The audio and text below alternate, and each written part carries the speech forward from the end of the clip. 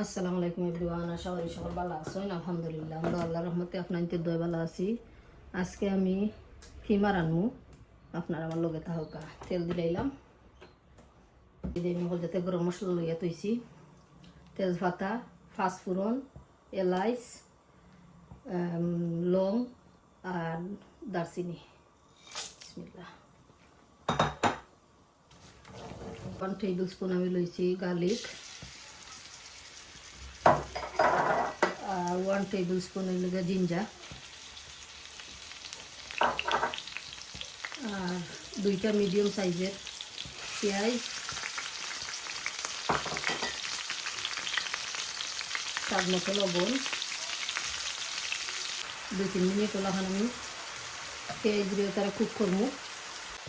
তখন আমার কিমা দোয়া কিমা চাইরা দিলাইমু।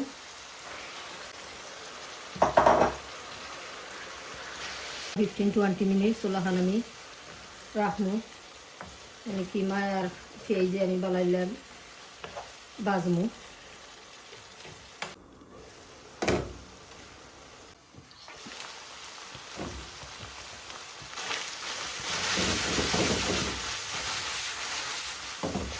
এখন আমার মশলা দিবার টাইম হয়ে গেছে। মশলা দিলে এরাম সব মশলা আমি লইয়া রাখি লিছি।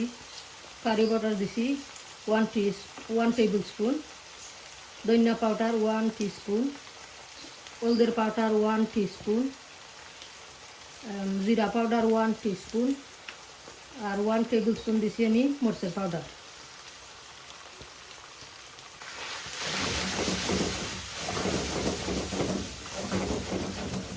তিন 4 মিনিট আমি মশলারে কষাইমু। এর বাদে আমি চিকপিস দিব। মশলা কষানো শেষ হয়ে গেছে, আমি চিকপিস আস্তা ফট দিলাম, দই ইয়ে রাখছি আমি।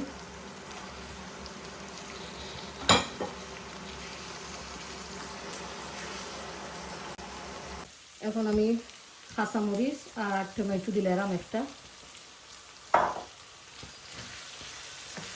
দিয়ে আরও 4 থেকে 5 মিনিট আমি কুকিং করবো। সামান্য গরম পানি দিলাম।